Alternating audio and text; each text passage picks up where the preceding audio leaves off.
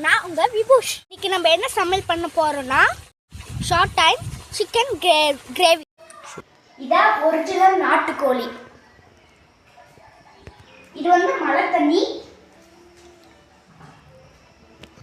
First நல்லெண்ணெய் எடுத்துக்கலாம். இப்போ வந்து நல்லெண்ணெய் ஊற்ற போகிறோம்.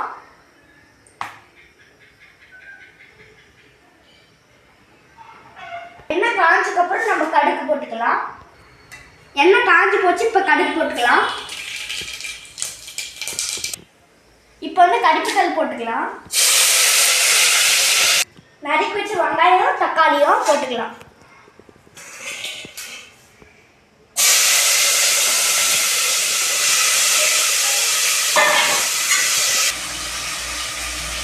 இப்போ நல்லா கலர்றோம்.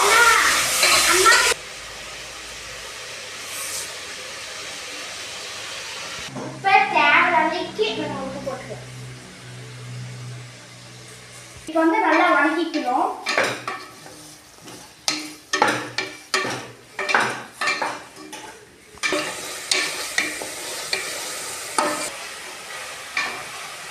நல்லா வதங்கிடுச்சு. இப்போ வந்து நாட்டுக்கோழி சீச்சு போட்டுக்கலாம்.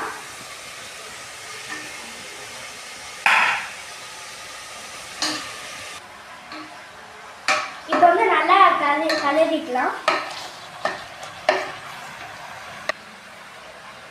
அடுத்து நம்ம 2 ஸ்பூன் மஞ்சத்தூள் போட்டுக்கலாம். கலக்கிக்கலாம். இந்த கேப்பில் இஞ்சி பூண்டு நல்லா அரைச்சி வச்சுக்கலாம். இப்போ வந்து மழை தண்ணி ஊற்றிக்கலாம்.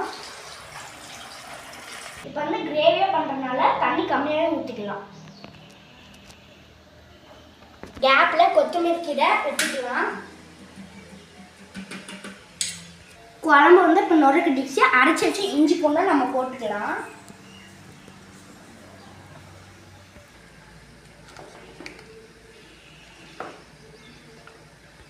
இதில் வரமிளகா மட்டும்தான் போட்டிருக்கோம்.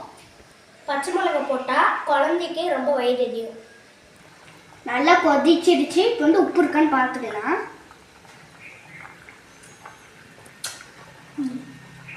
மூடிக்கலாம்.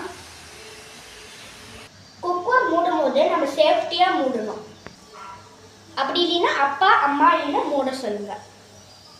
நம்ம விசில் வரைக்கும் வெயிட் பண்ணலாம். இதே கோழியாக இருந்தால் அந்த விசில் விட்டுக்கோங்க.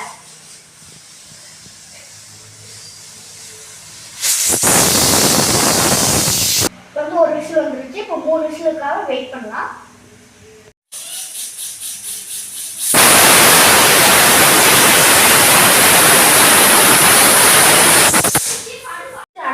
வெயிட் பண்ணலாம்.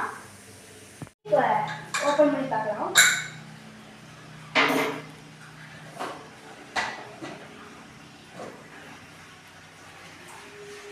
வந்துட்டு நம்ம கிரேவி ஆக்கிக்கலாம்.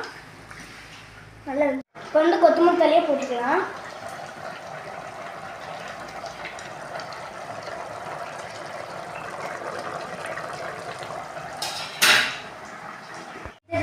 கிரேவி ரெடியாக போகுது. மண்பானையில் செஞ்சால் நல்லா இருக்கும். சீச்சியை டேஸ்ட் பண்ணி பார்க்கலாம்.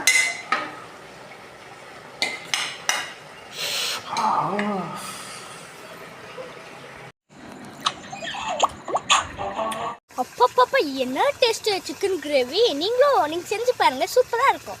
எங்கள் சமையலை பிடிச்சிருந்தா லைக் பண்ணுங்கள், ஷேர் பண்ணுங்கள், சப்ஸ்கிரைப் பண்ணுங்கள்.